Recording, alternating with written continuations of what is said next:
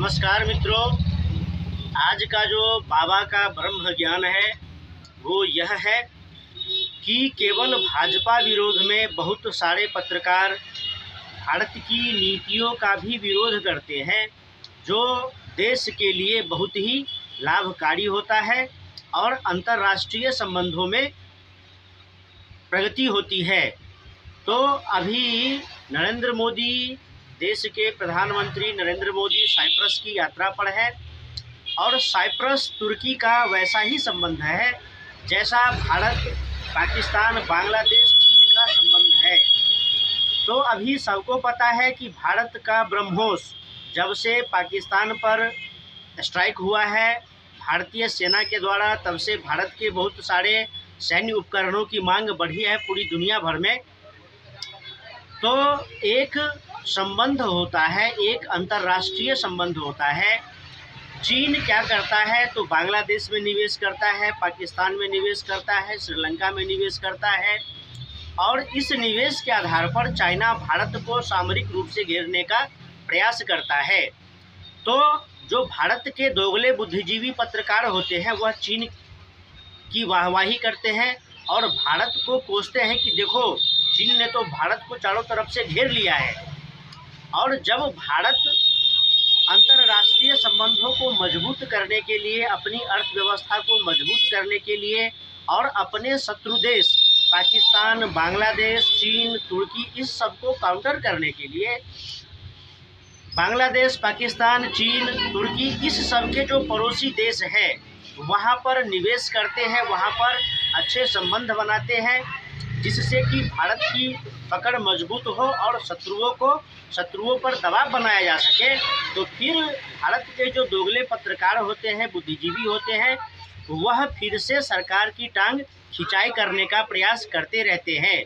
और मैं बार बार आप लोग को वीडियो में बताता हूँ कि जो भाजपा विरोधी है या मोदी विरोधी है, वह भाजपा विरोधी और मोदी विरोध में इतना आगे निकल जाते हैं कि वह राष्ट्र का हित अहित सब भूल जाते हैं और एक प्रकार से प्रतीत होता है कि वह देश के साथ गद्दारी कर रहे हैं, देशद्रोह का कार्य कर रहे हैं, शत्रुओं का मनोबल बढ़ाने का कार्य कर रहे हैं।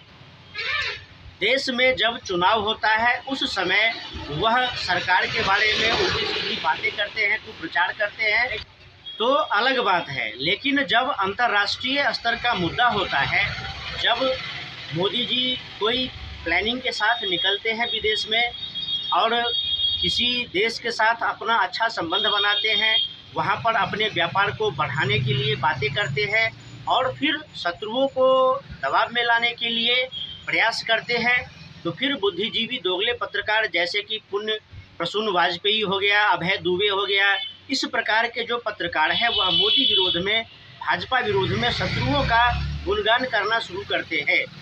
अभी मोदी जी साइप्रस यात्रा पर है और साइप्रस के साथ बहुत सारे सैन्य उपकरणों को निर्यात करने का अभी बातचीत चल रहा है। तो ऐसे में जो अभय दुबे या प्रसून वाजपेयी जैसे पत्रकार हैं वह सब आरोप लगाते रहते हैं कि अपना देश तो संभलता नहीं है और दूसरे देशों में जाकर हथियार बेचते हैं। तो भाई तुम्हारे पेट में दर्द क्यों हो रहा है? अपना देश क्यों नहीं संभल रहा है? तुम लोग इस धरती के सबसे बड़े बोझ हो। तुम लोग सोशल मीडिया में, न्यूज़ चैनलों पर जाकर के बकबक करते रहते हो, बकवास करते रहते हो। इससे जो तुम्हें आमदनी होती है उससे तुम अपना रोजी रोटी चलाते हो। लेकिन मोदी जी अपना रोजी रोटी चलाने के लिए विदेश का दौरा नहीं करते हैं। उनको इस पूरे देश को मजबूत बनाना है, देश की अर्थव्यवस्था को मजबूत बनाना है, देश के नागरिकों का जो जनजीवन है उसको आधुनिक बनाना है, उसको उच्चतम स्तर पर ले जाना है। लेकिन प्रसून वाजपेयी, अभय दुबे जैसे लोग समाजवादी पार्टी का चप्पल चाटते हैं, कांग्रेस का चप्पल चाटते हैं, जिहादियों वामपंथियों का चप्पल चाटते हैं और इस चप्पल चाटुकारिता में यह लोग भूल जाते हैं कि जब देश का प्रधानमंत्री देश के हित के लिए विदेशों की यात्रा करते हैं वहाँ पर उनको सम्मान दिया जाता है। जो बड़े बड़े देश हैं वहाँ पर उनको उस देश का जो सबसे बड़ा सम्मान होता है वह सम्मान दिया जाता है। तो यह जो चप्पल चाटुकार हैं इनको पेट में दर्द होने लगता है। मैं आप लोगों को बता दूं कि अभी कम से कम 25 देशों के साथ जो भारत का ब्रह्मोस मिसाइल है, जो पिनाका एयर डिफेंस सिस्टम है, जो आकाश एयर डिफेंस सिस्टम है, आर्टिलरी गन है, गोला बारूद है, यह सब बहुत सारे देश भारत से मांग रहे हैं कि आपका जो यह हथियार है, उपकरण है, सैन्य उपकरण है, यह हमको दीजिए, हम इससे अपने देश की सैन्य शक्ति को मजबूत करेंगे।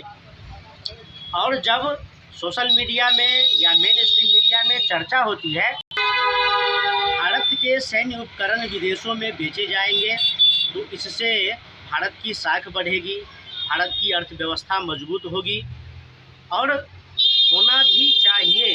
लेकिन जो चप्पल चाटुकार हैं, जो कांग्रेसियों के, सपाइयों के, बसपाइयों के, जिहादियों, वामपंथियों के चप्पल चाटुकार करते हैं और देश में तो वह टांग खिंचाई करते ही है, अपने ही सरकार को नीचा दिखाने का प्रयास करते ही है।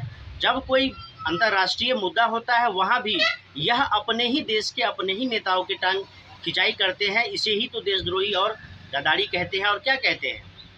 तो जब देश में अच्छा हो रहा है तो इन चप्पल चाटुकारों को बुरा लगता है, और बुरा होता है तब तो इनको मौका मिल ही जाता है अपना रोजी रोटी चलाने का।